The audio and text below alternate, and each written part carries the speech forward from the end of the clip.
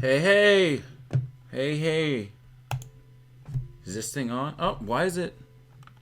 Well, why is it showing you guys my streaming stuff instead of the internet? Oh, why is this happening? Give me 1 second to figure this out. Where's properties? Properties. Window. That should be it. There we go. There we go. We're in the book now. Except it's not showing the page I have open. So why is that? Hold on, let me see if I can maybe close the page and reopen the page.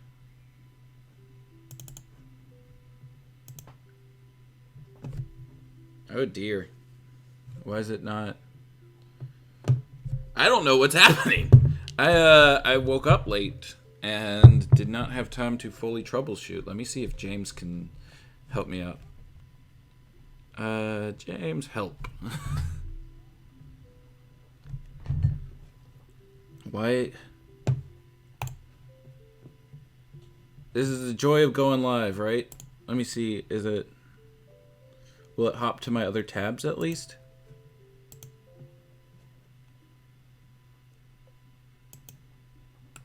What is going on? Oh, wait, hold on. I know why. That's not my internet. That's my computer. Where is No, that's Paint. Oh my god, where is Chrome? Okay, there we go. There we go. We're in. We got it. Okay. Yeah. So I've been, as I'm sure some of y'all know, I've been, out and about, joining the protests and everything. I went back out for my second night last night, and then we had to stay up and do the the Batman The Adventures Continues comic notes and everything. So I guess I crashed really hard from being up till like 1 something in the morning, but also having lack of energy from marching for however many hours marching. Well, we were standing still in one spot for a majority of it, but that's still more physical activity than than I've gotten to do in the past couple months because of quarantine and everything. And who knows, maybe I have coronavirus and the symptoms are lying dormant right now, and I could be dying. But sometimes you gotta put your own safety at risk to help the good of humanity. But anyway, we're coming back in with chapter 5 today. It goes over Sin Tzu. Again, he had the prologue. Now he gets chapter 5. Just a heads up, James said that like the past 2 times that I've streamed, it seems to cut out like 36 minutes in. And I usually go live about 5 minutes early with the standby screen. So like, if around 12:30 it cuts out, just refresh the page. I'll try to remind y'all, a little bit closer there as well. Have you ever heard the tragedy? Yeah, but anyway, let's hop right into it. Last time we had Tim Drake Robin doing his thing. Got a lot of interesting background that I'm not 100% sure matches up with the Lost Years and Sins of the Father, but I meant to go through and double check all that and report back to y'all on it today, but it's been a busy time. But anyway, chapter 5, Sin Tzu. Every couple pages I'll flip over to our spreadsheet and log notes in. That way they're not forgotten. But yeah, we're gonna just jump in and start going. Chapter 5, Sin Tzu, 1:15 a.m. As I have written, the wise general does not allow himself to become distracted by small events. He must always keep his eye to his overall plan. This is to say that the wise general must use his mind like an eagle, flying above the field of battle. I am at the highest point of Arkham. Atop a pendulous, creaking wooden tower, the crumbling scrollwork of the balcony is embellished with bats. To one such as I, who have received the wisdom of the ages from the spirits of the Shulan caves, Gotham's history is but the merest belch between courses in the universe's grand feast. But it seems bats have been rooted deep in the city's psyche for the length of its short existence. I am surprised that small carved robins do not adorn the woodwork as well. The Batman's loyal little tumbling lieutenant is quite an essential to Gotham as his master. Behind me, let me flip the page. Behind me, two of my own best warriors stand, as unmoving as stone to guard my back. I must keep all of my senses tuned, must use all my skills to part the fog of war. I had no need to climb this tower. My Yanjin alchemy allows me to see Gotham quite clearly, even from within Arkham's walls. My chosen fortress, deep within a forgotten complex in the madhouse, is an excellent place to center myself and send my mind's questing fingers outwards. Yet a true commander never loses the thrill of beholding conquest. From my vantage point, individual gunfights reveal themselves in sparks and flashes. The areas where my forces run rampant are marked by the orange throbbing glow of fires. Police positions can be easily identified by the flashing of blue lights, the hurrying fire trucks streaming along Gotham streets strobe with red. The sounds of battle chorus in crescendo, the bells toll once. The clear chimes play softly under the gunshots and rise slightly above the crackling of the infernos that now burn throughout the city. They sing counterpoint to the shattering of glass and the buzzing of small alarms, the mechanical wail of buildings being looted. I hear their clear tones through the incessant howl of sirens and honking of horns, and too, the scent of the air is intoxicating. Even should the spirits take my eyes, the Metasua would allow me to track a battle from smell alone. I inhale burning petroleum, burning bridges, the whiff of gunpowder, an occasional sting of tear gas. It all adds up to fragrant stink of war. I'll tell you what, tear gas is no joke. I got tear gassed on Saturday, and that was not fun. Luckily, they didn't deploy tear gas last night like I was anticipating, but it was not fun Saturday. I ended up going out and getting goggles just in case they do it again. On the emergency band of the radio, the governor has called out the National Guard. The president is expected to call in the military, but it will be too late. By the time they can become a viable force, I will have secured my conquest. They will be forced to negotiate. An entreaty for negotiation is tantamount to surrender. As I wrote, one must learn to read the signs of victory, for victory comes in many forms. The battle for Gotham rages. The battle that I, Sin Tzu, have orchestrated and unleashed. And how fares the Batman? I tempt myself with the possibility of meditation, using Metasua to become one with the conflict and locating the Batman at its heart. But no, I resist, for I know how the Batman is faring, exactly as I wish him to. My first captain, the Scarecrow, has fallen, as anticipated. Thought he had been though he has been neutralized, I am pleased. I never believed that Scarecrow could hold City Hall, for he is not a defender. His mission was to disrupt Gotham City's command and control center during a vital moment at the beginning of the conflict, and successfully draw the Batman into combat at the time and place of my choosing. My goal was to spread fear to City Hall at the precise moment when my opponents needed to focus their intelligence. As I have written, fear is the friend of he who can inflict it, and the enemy of he who falls under its spell.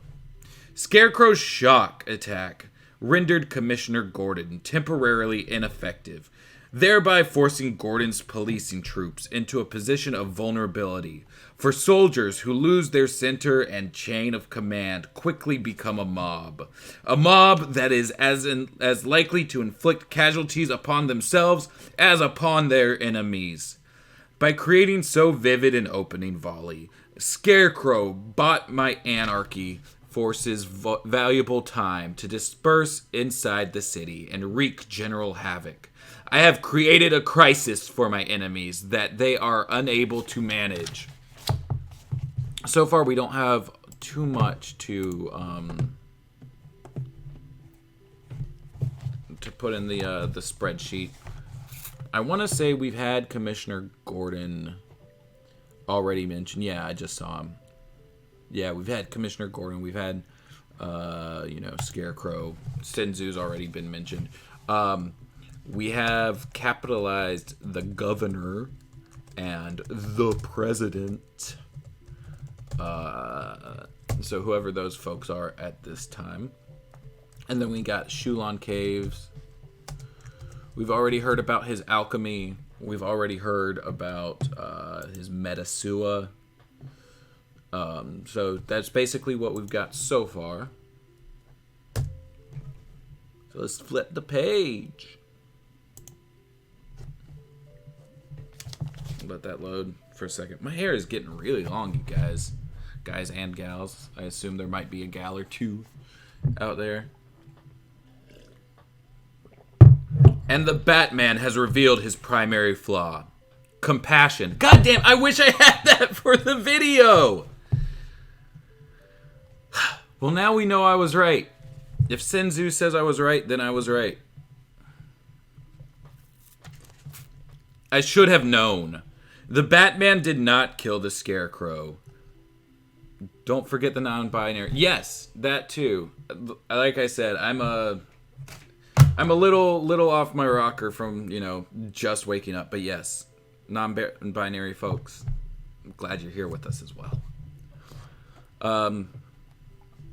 And the Batman has revealed his primary flaw. Compassion. I should have known. The Batman did not kill the Scarecrow. Indeed, even his police allies below kill only when left with no other choice. Only a foolish commander would fail to destroy an opponent he has vanquished. For if that opponent is not killed, he will return again, not only enraged by his previous defeat, but also educated by it. Even more peculiarly, the Batman did not even allow Scarecrow to kill himself. How could the Batman have refused this opportunity? His own hands would have been clean of the death, and a formidable enemy would have been eliminated forever. I fail to understand why one so intelligent in other ways would be so foolish in this regard. But then, compassion is a virus spreading throughout this era. Perhaps I should not be surprised that the Batman has been infected. It's interesting that they're, I guess hinting at Scarecrow suicide. Because I'm sure we've mentioned this in a video or two, but there were plans behind the scene for his new look to have been the result of I don't think it was a suicide, actually. I think it was he was in a different town that still used hanging as the capital punishment, and it botched. The noose snapped, and he ended up getting away somehow, but thought he was dead, and thought of himself as a ghost from that point forward. Ty Templeton was going to touch on that in the Batman Adventures Volume 2. That's why if you see Scarecrow in there, without his mask and stuff, he kind of thinks he's a zombie. But I think there was a little bit of misunderstanding of, what what that plan was. And it ended up, going into the Legacies issue where he does kill himself.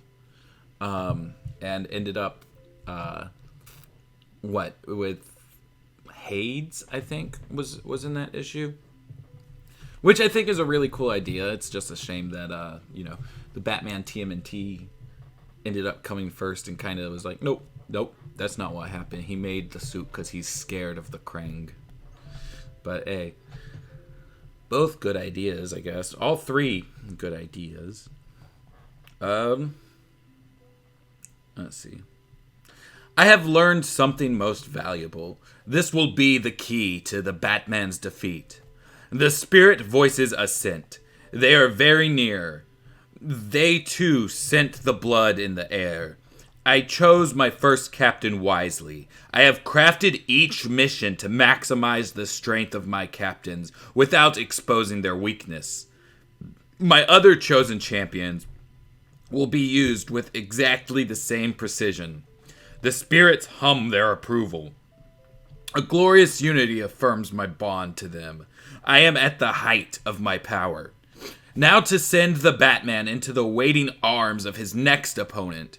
In my hands, I hold a communicator which allows me to listen to the Batman and his most important allies. If used properly, it is the key to victory. If misused, it could become the key to my defeat. If the Batman knows it has fallen into my hands, he will adjust his words accordingly and might well lead me into a trap. But if he does not know, I will discern all. I have written, the most valuable asset a commander can have in time of battle is information, especially secret information. This should be treated as the treasure it is. But I have also written, the most dangerous liability a commander can possess is a belief in information, especially information that is intentionally deceptive. The great commander must always be able to separate what is true from what is not. It'd be interesting to get, a complimentary book of, I guess, Sin Tzu's writings. I feel like those two have been the weakest of them all so far. About information, because it's like, yeah, that's that's an obvious thing, but like, I don't know, listening to him keep going on as I have written, it's like, okay, where did you write this? When? Like, I want to hold that in my hand. I resist the urge to press a single button and summon my foe. Demand his attention. See his distraction and his anger firsthand. That particular pleasure must wait. With this same device, I am able to speak directly to the police frequency. I will hail them, tell them of a strange figure seen entering Gotham Chemical. A figure that they will immediately know. A villain that only the Batman can defeat. I raise the device. My hands have long since abandoned their human shape for the long, tapered claws of a higher being, better suited for dispelling the energy of Yan Jin. But before I press a single button, the spirits have hold of me with a vengeance. Their swimming, buzzing blur fills my senses. I am taken by surprise. For once, I question them. Now, the fight has just begun. Got a mention of Gotham Chemical, so I'm gonna pop that in if if it decides to let me. There it goes. Yeah, once again, if I end up dropping out, just refresh your page. I'm not gonna cut the thing without saying bye or any of that, without getting through the chapter. But for some reason, it seems that that's been a trend at least the last 2 weeks, and we're not entirely sure what's causing it, because we didn't catch it until like after the fact, and the error logs kind of cleared themselves out.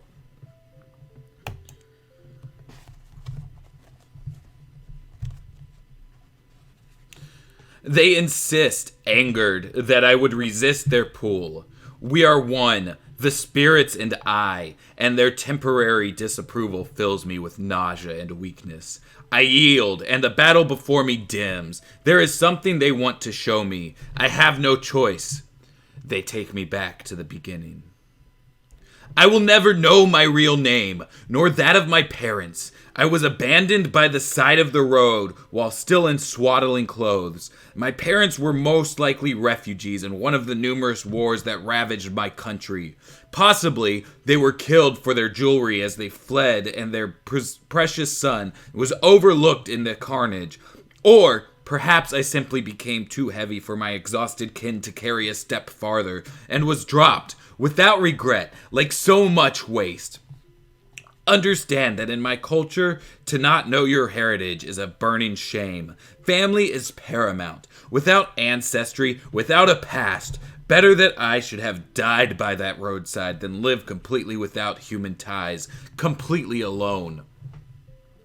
But unlike many infants, I survived. The spirits were already guiding the path of my life, though I did not know it then. They directed the footsteps of the mystics of Ung Long, who found me on the road and, attracted by my aura, already strong, took me into their cult to raise me as their own. I do not remember any other children. I was reared by men for whom human kindness was considered a weakness. They were not restrained by compassion. The only purpose a child might serve for them would be as a provider of labor, and later, assistance and care were they to reach a healthy old age. For these were not holy men, as you might know them. They were a band of priests who descended from the Thuggee, or assassin cult. They traveled the highways, robbing from the rich and giving the money to the poor. They themselves, of course, being considered among the poor. Such cults were common in the times before the Red Revolutions. This philosophy exists even today among organized crime groups, computer hackers, and their ilk. From the moment I could walk, I was taught to spot weakness and strike at it, to sense wealth and to scheme how to steal it. I learned to live with deprivation, to see danger as a normal state of affairs, and triumph over fear. I thrived on it. Children should be exposed to great risk at a young age and learn to survive in an environment of want and worry. It thins out the weak and the unlucky. More, it gives one a proper perspective on the life of a conqueror, who must live without fear of death, and offers him a great advantage over one who is still afraid. Mastery of fear is the common trait that all great conquerors possess. My greatness was, in part, forged by my experiences as a young child.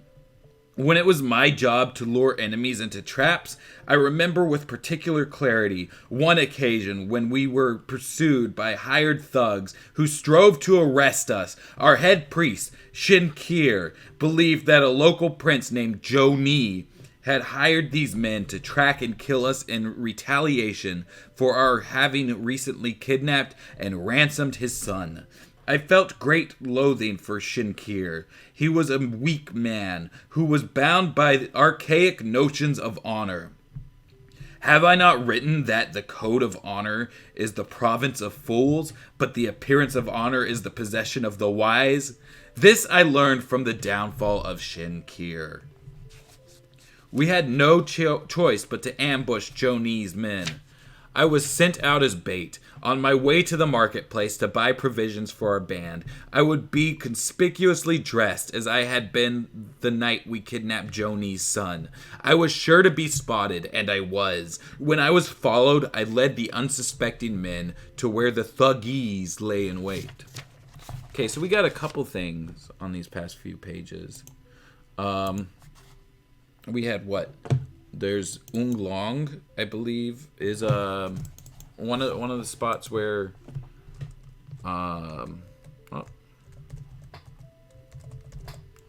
where Sin Tzu was from. We have the Thuggee assassin cult. We got Shinkir and Joni. Oh, there's only one S.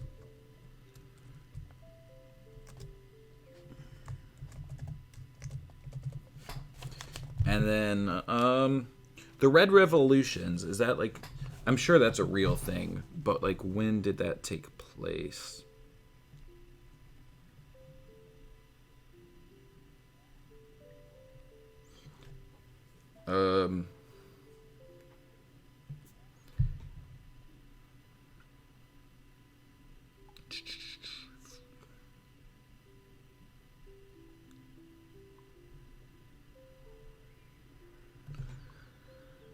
It looks like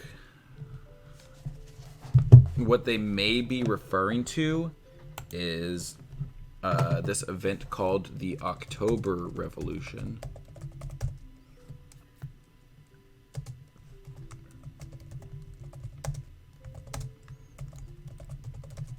It has a couple different names for it. The October Revolution, commonly referred to as the Bolshevik Revolution, the October Uprising, or Red October, and officially known in Soviet historiography as the Great October Socialist Revolution.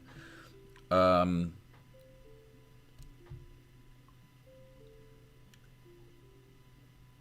that took place in 1917.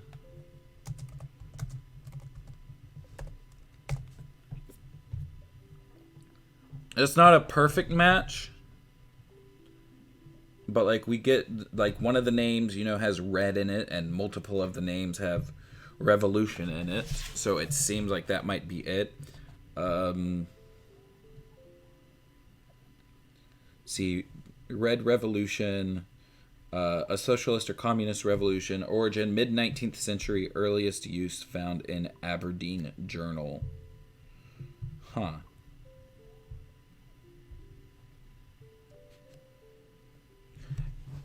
So it might be that.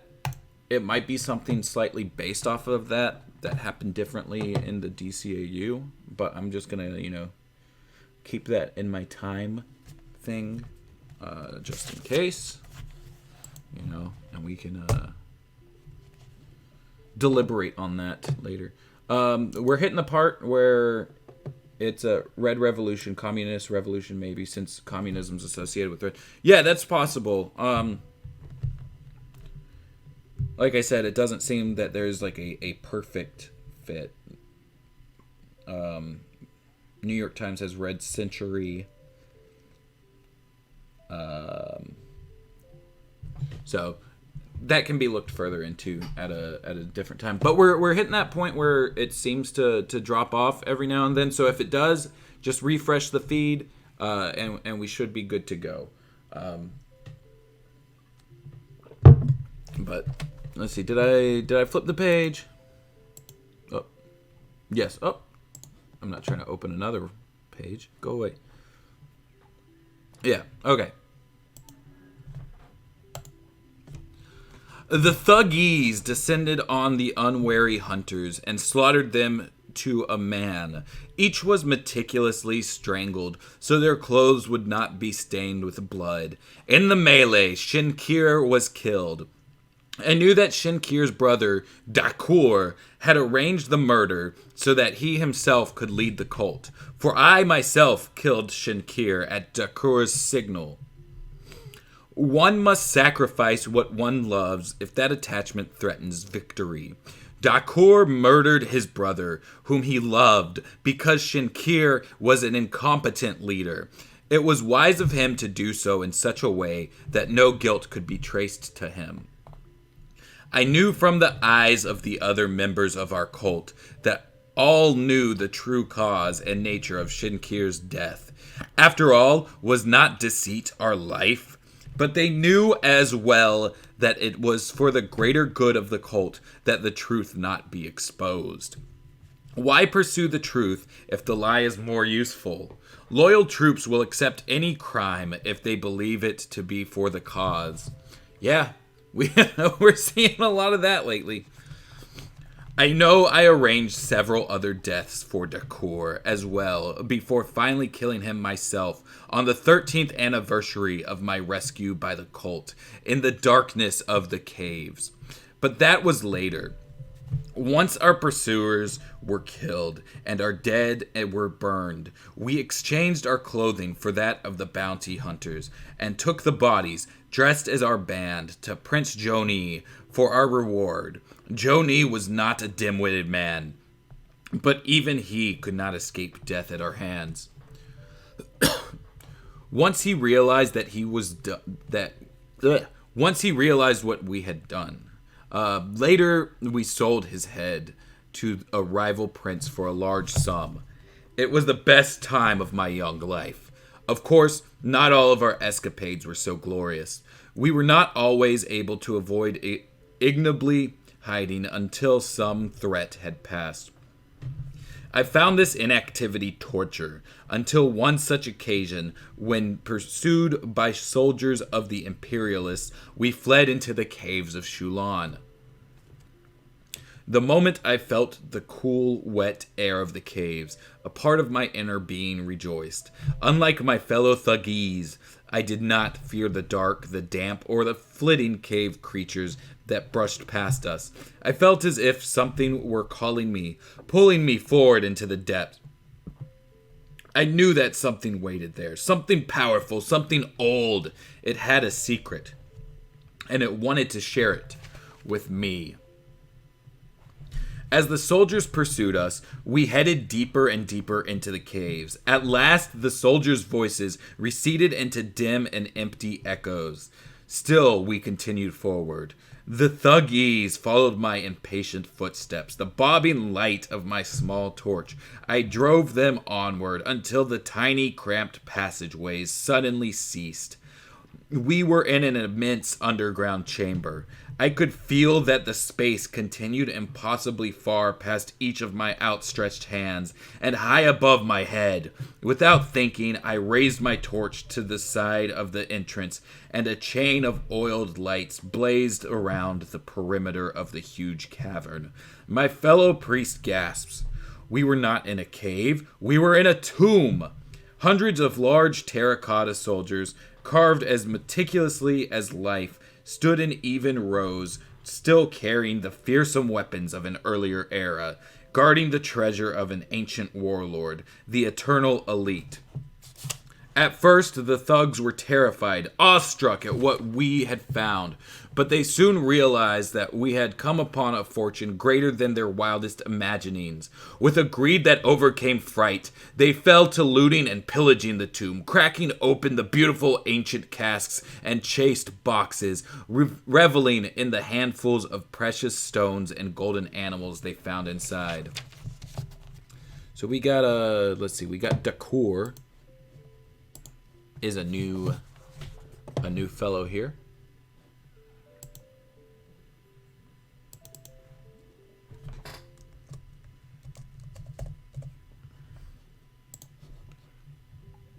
And let me insert a couple rows.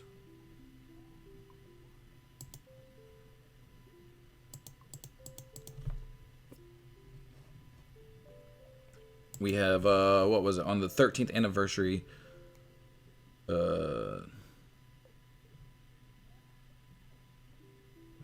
So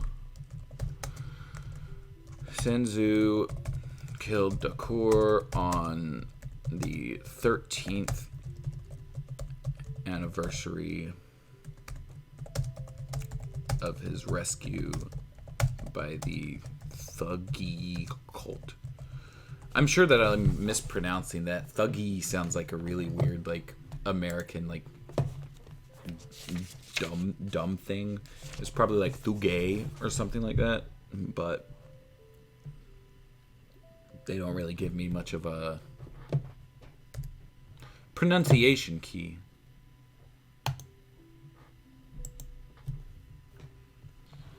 Yeah, here we are. They were fools. The true treasure eluded them, but it sang to me. Voices were buzzing in my head. They had flared into full life the moment my torch had lit the chamber. For a single moment, I fought, fearing insanity. But then I knew these voices were my voice. These thoughts were my thoughts. What had been many were now one. Thousands of years of writings, teachings, and campaigns became mine. The voices of countless warriors, warlords, and kings flooded my mind. The spirits entered me. I was no longer who I had been. I was the joy of war reborn. I was Sin Tzu. I wonder what his name was before that then.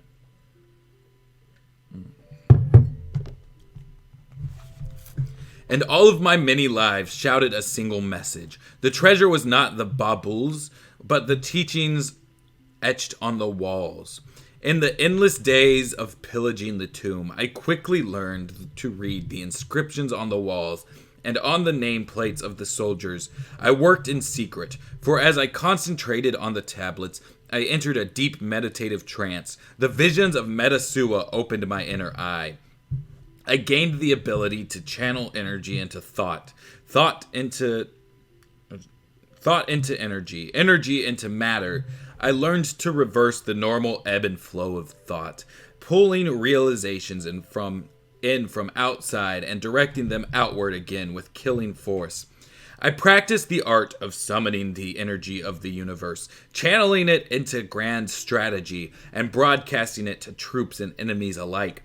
I began to see the inner workings of the material plane, and I discovered, too, that the solid clay soldiers were no mere statues. They were an ancient form of automaton, stone golems that moved with the lithe motions of warriors born. And should I master the tools of Metasua, well, these soldiers would dance at my bidding. These 300 deathless men would be my eternal elite. When I was prepared to re-enter the world for real conquest and subjugate the hearts and minds of millions.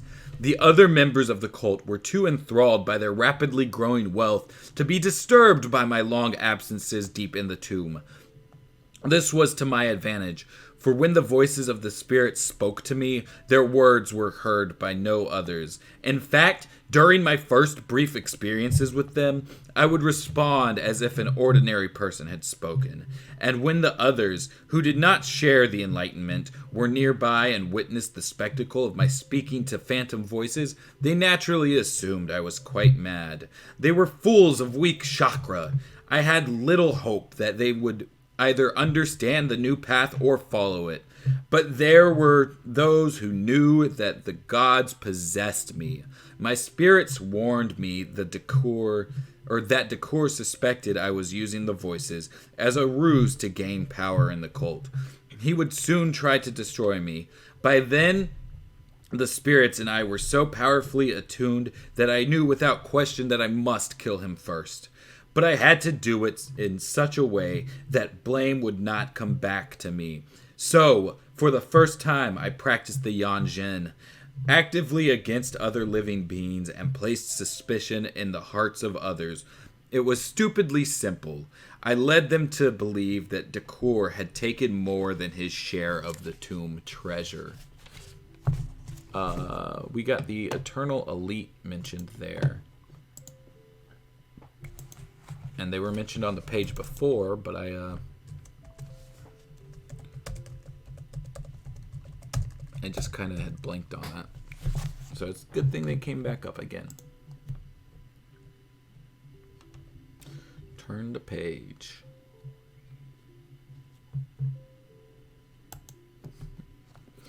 In truth, such a petty theft hardly mattered.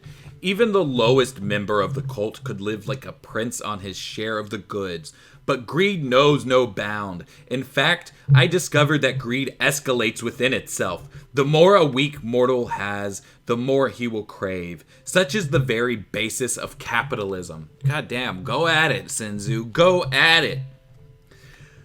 I watched his amusement as the Yanjin stalked and infected each of the thuggies in turn, and as they leapt to kill, maim, and torture one another. The final man, so terrified and infested with greed that he could not trust even himself with his huge bounty, finally slit his own throat for fear that he would steal his own treasure away.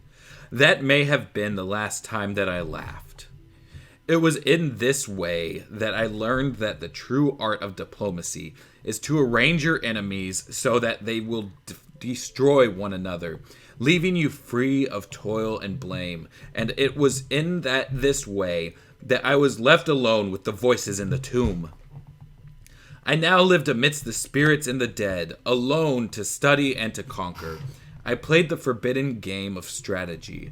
I was no longer the son of faceless, dead refugees, but the spiritual descendant of emperors and generals. The void that had existed in my soul had been filled to brimming. I radiated the energy of the Metasua.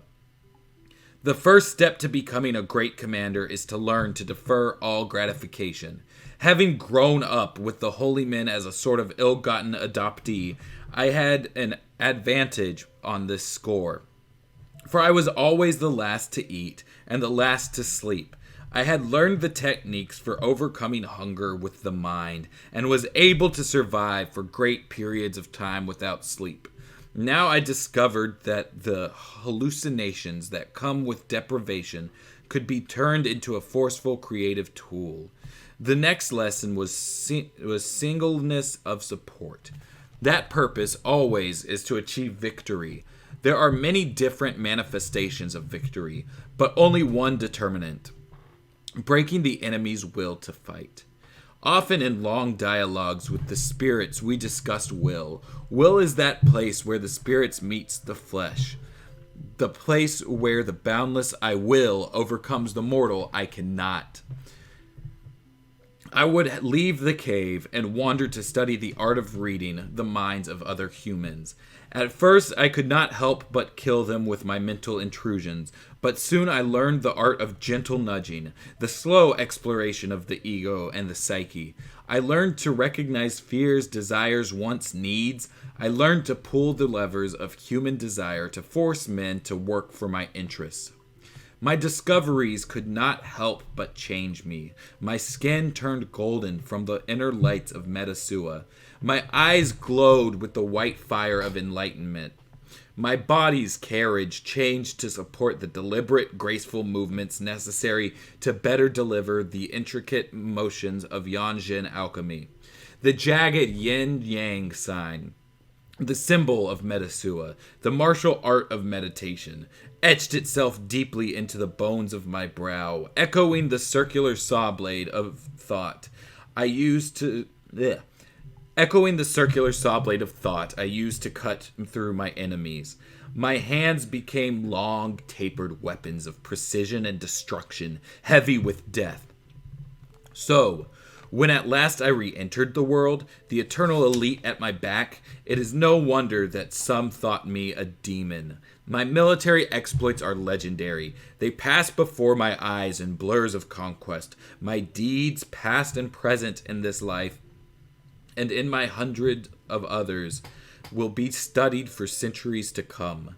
Of course, without the spirit voices to decipher the hidden code of war, any mere human discoveries about my life will be less than useless, but these everlasting secrets will never be divulged by me. Revealing the forbidden knowledge is one way to enrage the spirits. They would torment me to the point of death. That is the pact I made with them. For if they are tied to me, I am equally tied to them. As they taught me the arts of breaking the will. Man, the Sin Tzu game be like 2% of this book, right? As they taught me the arts of breaking the will of other men, so they have learned my weaknesses.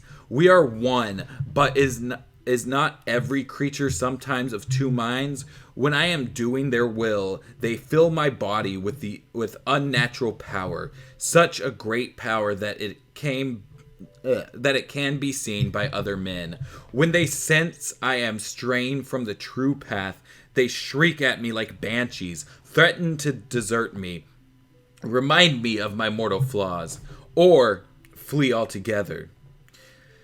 I have only suffered the hint of that loss once in my life. when I was very young and foolish and thought I might like to experience the embrace of human love.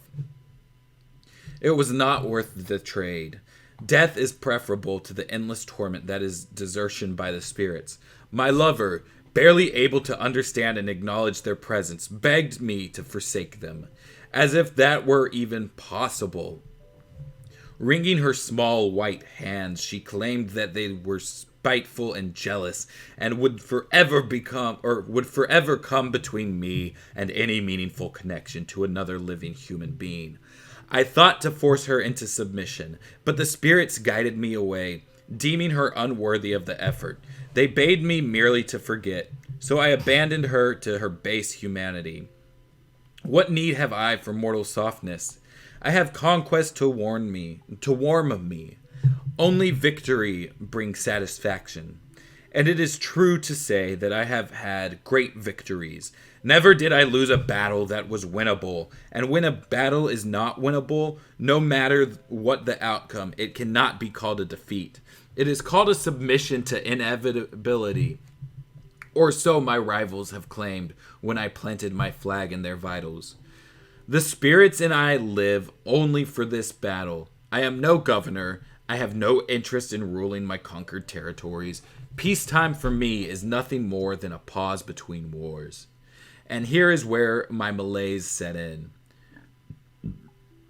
After my campaigns and proxy wars in Asia, I began to grow restless. The spirits droned and moaned. Too often my conquests devolved to the point of slaughter of civilians. While I have no qualms about this when necessary, crushing a third world country or defeating dictators who pose as generals is not the stuff of glory. I feared that my skills were losing finesse. The spirit voices agreed, taunting me, pushing me further on. My soul was filled with an enervating apathy. I retreated to the hills to meditate upon a suitable course of action. And soon I began my search for an adversary worthy of my attention. As I meditated, probing the globe, a chance flash in the web of the world caught my interest.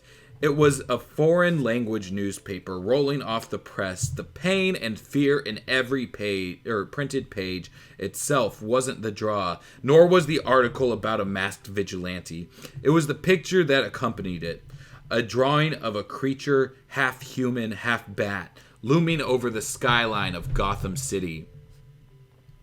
All of a sudden, my inner eye filled with a vision. The same drawing, but with myself depicted hovering over this terrible city. The image seemed to flicker. At one moment, it was the Batman. At the next, myself.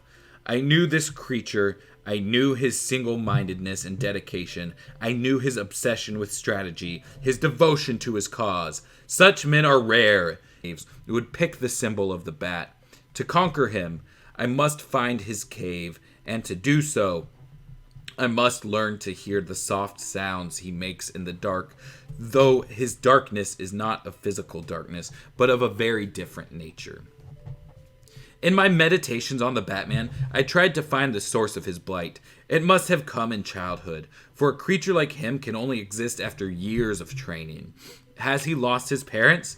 Did he see them die? As he fights crime, I can deduce that his life was scarred in some way by violence. Perhaps it was a tragedy very much like my own. Is the Batman too an orphan? A gifted orphan blessed with intelligence and physical prowess? Unlike myself, he must have had extraordinary resources at his disposal. No one of modest means could have fashioned the equipment, the automobile, the airplane, the boat that he has at his disposal. But then, why the bat? He must have had a cave near his home, a home near Gotham, as he protects it so fiercely. Perhaps he hears his own voices. But I am not a detective, and I do not wish to know the Batman's true identity. To best him, I do not need to know his physical house, but the protective structure he has built around his soul.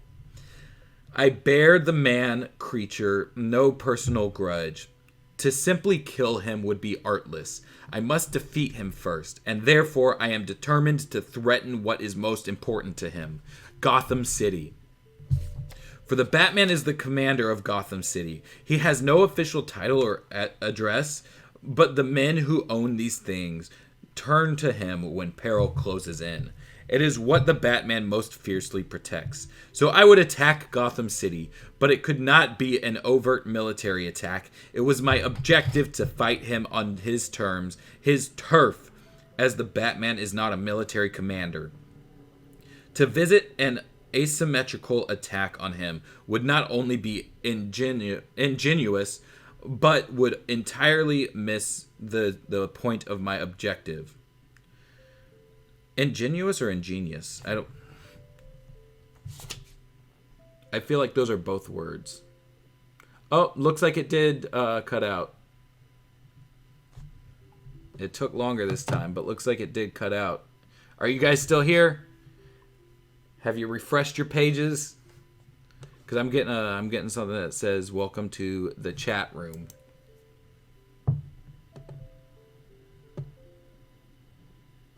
Yeah, stream disconnected 4 minutes ago, so at 12:48. Huh.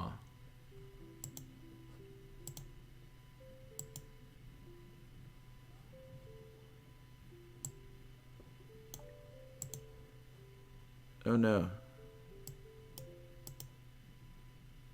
Where did... Okay. Well, Danny's here.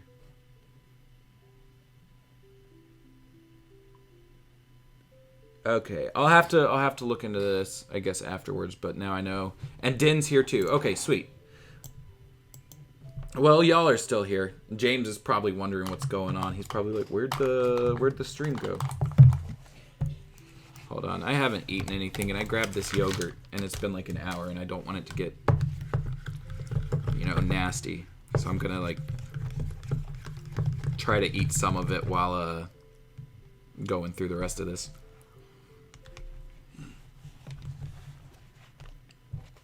But yeah, at least I have the error logs and everything up, so I can go over this with James whenever. Did you guys have to refresh the feed? Is that what happened?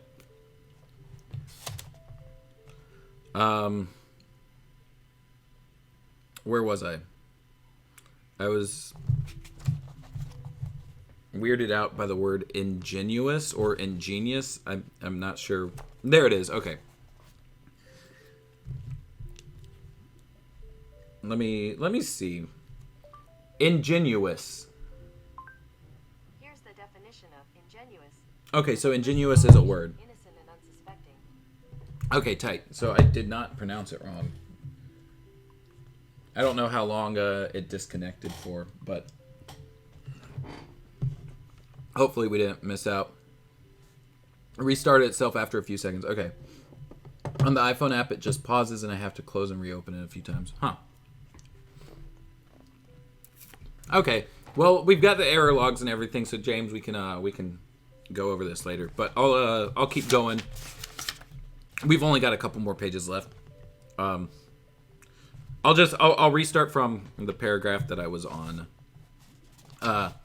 So I would attack Gotham City, but it could not be an overt military attack.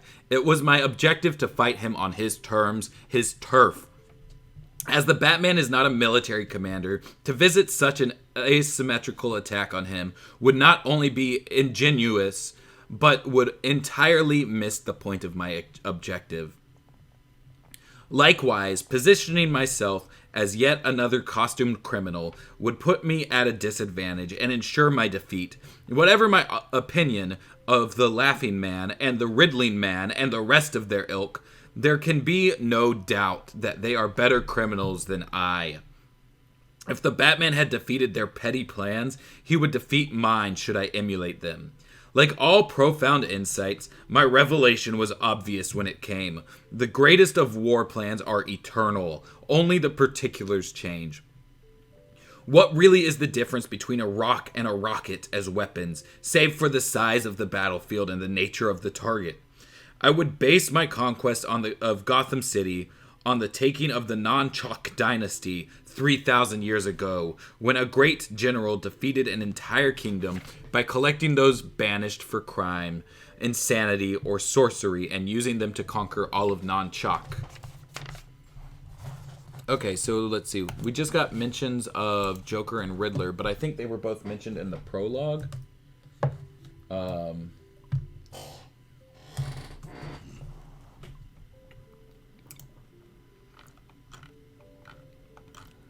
Let me see. Yeah, we got the Joker there.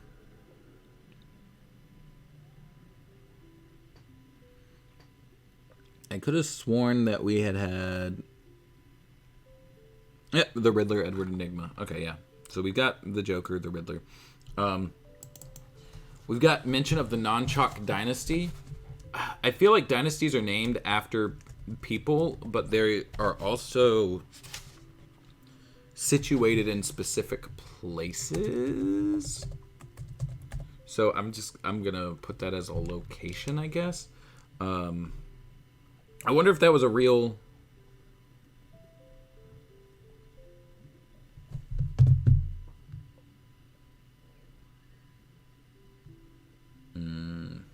No, seems to be made up for this book. You would think that they would just like go ahead and grab real ones. But that's okay. Nonchak dynasty was defeated 3,000 years ago.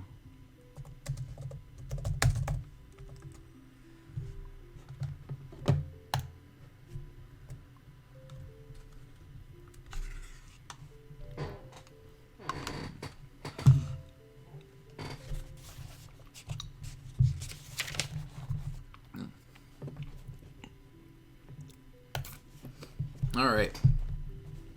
Yes, I would build an army of the Batman's natural enemies, the criminal and the criminally insane.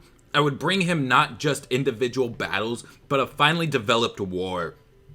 Faced with a multifaceted assault, the Batman would show his true colors as a commander, or he would die.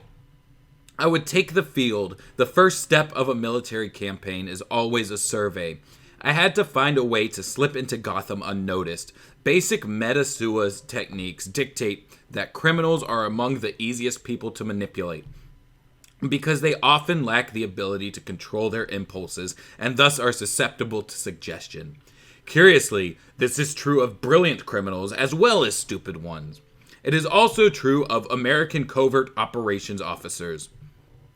It was a small matter to arrange my capture by U.S. operatives and manipulate them into taking me to Arkham Asylum for study. After all, to the mind of the bureaucrat, there is little difference between a costumed clown and a foreign terrorist. And so my campaign for Gotham began. That's wild that, you know, they would take him to Arkham if they expect him to be like a terrorist.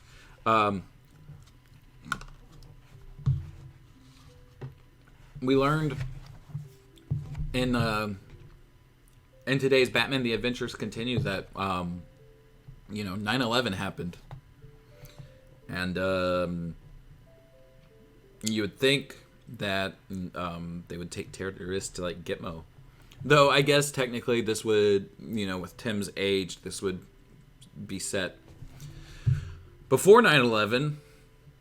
So maybe Gitmo's not open yet. I don't 100% know the history of Guantanamo Bay, but I'm pretty sure that like it was open in response to the 9/11 terrorist attacks. But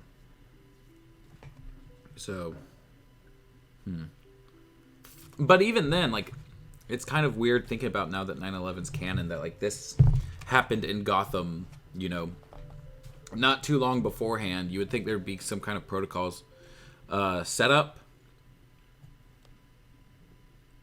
But I digress. I guess that also confirms, once again, that New York City exists within. All I know about Guantanamo Bay is that it needs to be shut down. Hell yeah, brother. It's pretty fucked what they do there. I don't want to get too far into it, but like a lot of reports, just because of how gruesome it is, but a lot of reports have leaked about what they were doing, and let's just say it's not pretty. They were routinely putting food into prisoners, in places that food isn't supposed to go, but is supposed to come out of. Do I think metahumans were involved in the DCAU's 9/11? I honestly, I've got no clue. I don't know how that works. Because I'm thinking about it, and as far as our timeline is set up, if this holds to be canon, then we've got the rise of Sin Tzu in 2000, and then we have 9/11 in 2001, and then we have Star-Crossed in 2002, and it's New York is pretty close to Gotham, because Gotham is in New York State, and we know that Metropolis isn't too far from Gotham from a couple different sources. So you would think Superman would be able to, come in and catch a plane like he did in Last Son of Krypton, and probably multiple other times too. But as far as metahumans maybe being on the planes themselves, it's possible, but I don't think, just out of the sake of it being a pretty traumatic historical event, I don't think that they would do that. But then again, they also had Vandal Savage become a Nazi, the Nazi leader. So maybe if you move far enough away from a traumatic historical event, you can start fictionalizing pieces of it.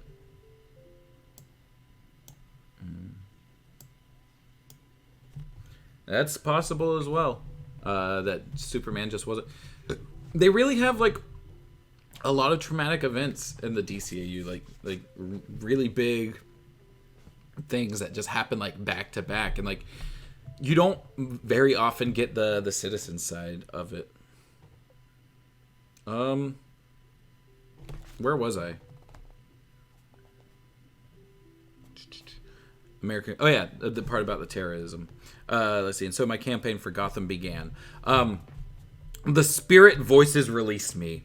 I have seen again my entire earthly existence, and yet mere moments have passed. The clock clangs discordantly. One of the released convicts has scaled the tower and is violently dismantling the chimes. The fires rage. The sirens are softer now. There are fewer blue police lights in the sky. I am winning this battle. What are the spirits trying to show me? What warning is this? To tell me a history I already know? I am baffled. Am I not fully Am I not fulfilling their desires? For surely, despite the fact that he has defeated Scarecrow, the Batman knows he is losing this night. He is beginning to discern that there is a much greater hand in this. Does he suspect me? I would be surprised. He hasn't received one word of information about my proximity. Commissioner Gordon, who was of course informed the moment I arrived at Arkham, has spilled not one precious drop of revelation regarding my identity on any of the frequencies I monitor. Curious how soldiers so often conceal critical battle information from their commander. I would imagine that the commissioner was ordered by governmental agents not to speak of my incarceration at Arkham. But could he truly possess enough pointless honor to obey that command, even as it applies to furnishing a lawless vigilante with crucial intelligence? Men such as Gordon puzzle me. They make up codes to live their lives by. willfully blind to the rampant and obvious chaos that engulfs us all. I do know one thing. At this moment, the Batman is doing the same thing as I. He is in a place from where he feels he can command, a place of high ground, probably the top of a building, plotting his next move. But he will take the action I want him to take, for I have the initiative. Gotham City means nothing to me. When I am done, I care not what happens to it. It will perhaps be rebuilt, better than ever, or it will perhaps become an uninhabited ruin. It makes no difference. I have no desire to rule, simply to conquer. I have written that men should be slow to make decisions, and never look back when a decision is made. Destruction follows him who changes his mind. I will not change mine now. Whatever the spirit's objections, I overrule them. I am the victor here, and I will defeat the Batman. He cannot escape me. Our destinies are linked. Perhaps my one fleshly intimate was right all those years ago. Perhaps the spirits are merely jealous of my attention towards the Batman. It is true that I have never before taken such an obsessive interest in an individual opponent. But never before has an opponent so purely presented such a true and meaningful challenge. I am drawn to him, yes, but the moment I defeat him in battle, the spirits may once again have my undivided attention.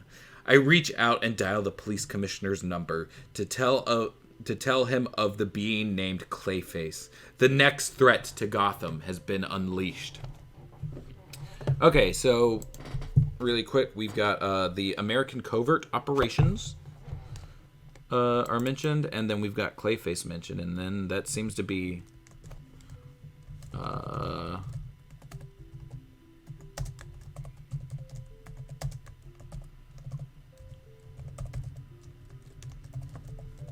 that seems to be the fullness of the notes for this one. It's kind of interesting looking at this book with like keeping some of my theories about Batman: The Adventures Continues in mind, because I'm thinking that Deathstroke is coordinating things with other villains in order to distract Batman so that he can get, to Tim and to Barbara. Because, we saw him say in this most recent issue that he doesn't really know how to handle Batman head on. And that Batman would be able to, see right through his lies and everything. So it makes sense to me that he's, using Clayface to distract Batman so that he can talk to Robin and Batgirl, alone. It makes sense to me that he may have employed the help of the Wonderland gang and Mad Hatter to distract Batman. That way he was able to get Robin alone for the Firefly fight, which we've just found out that wasn't Firefly. So it seems like, to me, it seems like he's kind of pulling a Sin Tzu on a much smaller scale. But that remains to be seen, because, I'm also thinking that, that somebody is hush right now, whether it be yogurt on the paper, whether it be Batman or Jason.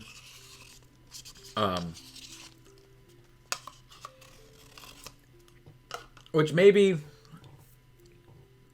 that theory won't pan out. But the fact that we saw yesterday, so what you're telling me is that Bruce spends the entirety of the new comic thinking, oh shit, here we go. Something like that.